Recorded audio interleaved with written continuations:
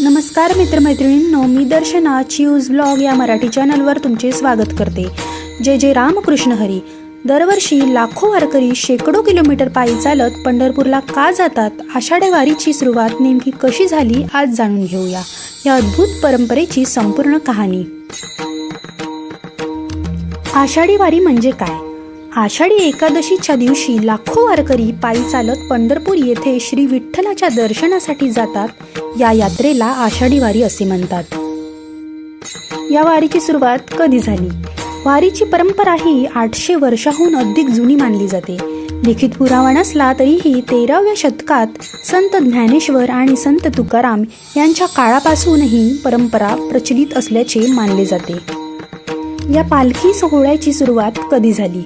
इसवी सन 1685 मध्ये संत तुकाराम महाराजांचे सुपुत्र नारायण बाबा यांनी संत ज्ञानेश्वर आणि संत तुकाराम यांच्या पादुका एकाच पालखीत ठेवून ज्ञानोबा तुकाराम असा गजर करत पंढरपूरला जाण्याची प्रथा सुरू केली।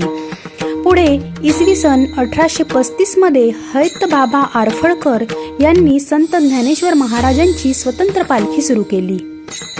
आणि या वारीचा उद्देश असा आहे की भगवंतांची भक्ती आणि भागवत धर्माचा प्रसार, समाजात समता, बंधुता आणि एकात्मता निर्माण करणे, हे विश्वची माझे घर हा संदेश हा आहे। वारीचा प्रसार आळंदी येथून संत ज्ञानेश्वर महाराजांची पालखी निघते।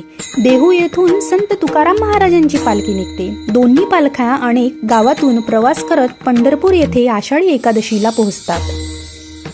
आणि या वारीतील वैशिष्ट्य असे आहे की अभंग, भजन, कीर्तन आणि हरिनामाचा अखंड गजर, टाळ मृदुंगाच्या निनादात भक्तिमय वातावरण, रिंगण सोहळा, ध्वजपूजन आणि पालखी दर्शन ही वारीची प्रमुख आकर्षणे आहेत। चंद्रभागा नदीचे महत्त्व। पंढरपूरमध्ये वारकरी प्रथम चंद्रभागा नदीत स्नान करतात, त्यानंतर श्री विठ्ठल रुक्मिणीचे दर्शन घेतात। ही परंपरा अत्यंत पवित्र मानली जाते।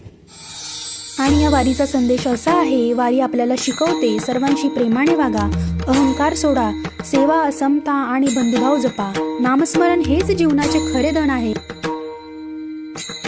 आषाढी वारी ही केवळ एक यात्रा नाही, तर श्रद्धा, समता, सेवा आणि भक्तीचा अखंड उत्सव आहे। विठ्ठलाच्या नामस्मरणाने मनाला शांती आणि जीवनाला नवीन दिशा मिळते। जय हरी विठ्ठल। कुंडलिक वरदा हरी विठ्ठल श्री ज्ञानदेव तुकाराम। आणि ही माहिती तुम्हाला आवडली असेल तर व्हिडिओला लाईक करा, तुमच्या वारकरी मित्रांसोबत शेअर करा आणि अशाच माहितीपूर्वक व्हिडिओसाठी आपल्या चॅनलला सबस्क्राईब करायला विसरू नका। जय जय रामकृष्ण हरी। धन्यवाद।